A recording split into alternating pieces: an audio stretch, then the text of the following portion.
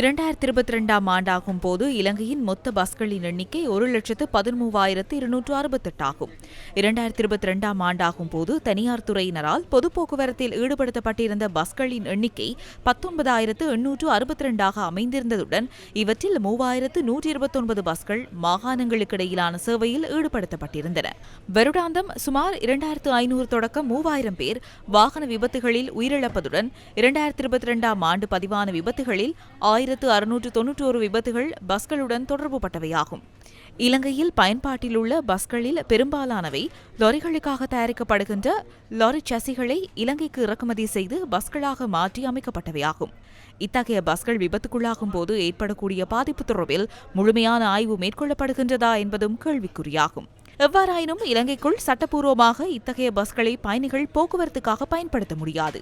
எனினும் நீண்ட காலமாக லாரி சசிகளை கொண்ட பஸ்கள் பயன்பாட்டில் உள்ளதால் ஒரே தடவையில் அவற்றை பயன்பாட்டிலிருந்து அகற்ற முடியாது என தேசிய போக்குவரத்து ஆணைக்குழு தெரிவிக்கின்றது. இதற்கமைய பயணிகள் பஸ்களுக்கான புதிய தரங்கள் அறிவிக்கப்பட்டுள்ளதுடன் புதிய பஸ்களில் பஸ் சசி கட்டாயமாக இருக்க வேண்டும் என ஆணைக்குழு குறிப்பிட்டது. தர நிர்ணயங்களில் எமது நாட்டில் பாரிய குறைபாடு உள்ளது. இது பஸ்களுக்கு மாத்திரம் பொருந்தாது. ஆம், 50-60 வருடங்களுக்கு முன்னதாக ஐரோப்பாவின் தரங்களை பின்பற்றினோம். ஆனால் லாபம் காரணமாக இந்தியாவிலிருந்து பஸ்களை இறக்குமதி செய்ய ஆரம்பித்தோம். தற்போது லோ ஃப்ளோ ஏசி பஸ்களை குறைந்த விலையில் இலங்கைக்கு வழங்க பல்வேறு நிறுவனங்கள் முன் வந்துள்ளன. இந்த 5 வருடங்களுக்குள் எம்மால் ஒரு பஸ்ஸை ஏனும் இறக்குமதி செய்ய முடியாமல் போயுள்ளது.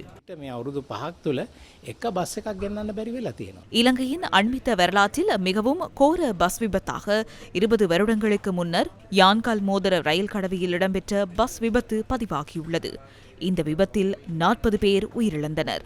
இந்த கோர விபத்து இடம்பெற்று 20 வருடங்களும் சில நாட்களும் கடந்த நிலையில் கடந்த 11ஆம் தேதி கொத்மலை ரம்போட கரண்டியல்ல பகுதியில் பஸ் ஒன்று பள்ளத்தில் விழுந்து விபத்துக்குள்ளானதில் 23 பேர் உயிரிழந்தனர். இந்த வருடத்தில் பஸ் விபத்துகளால் பலர் உயிரிழந்துள்ளனர். கடந்த ஜனவரி மாதம் 11ஆம் தேதி பசறை 10ஆம் மைல்கல் பகுதியில் இடம்பெற்ற பஸ் விபத்தில் 4 காயமடைந்ததுடன் இந்த பஸ்ஸை அதன் நடத்துனர் செலுத்தியிருந்தமை பின்னர் தெரியவந்தது. ஜனவரி 19ஆம் தேதி கந்தர தலால்ல பகுதியில் 2 பஸ்கள் ஒன்றோடு ஒன்று மோதியதில் 61 பேர் காயமடைந்தனர். ஜனவரி 26ஆம் தேதி காலி அக்குரச வீதியின் அங்குலுகா சந்தியில் 3 பஸ்கள் ஒன்றோடொன்று மோதியதில் 29 பேர் காயமடைந்தனர். கடந்த பிப்ரவரி மாதம் 1ஆம் தேதி பஸ் ஒன்று வேனுடன் மோதியதில் 2 உயிரிழந்ததுடன் மேலும் 35 பேர் காயமடைந்தனர். பிப்ரவரி 10ஆம் தேதி குருநாகல் தோரையாய பகுதியில் இடம்பெற்ற பஸ் விபத்தில் 4 உயிரிழந்தனர்.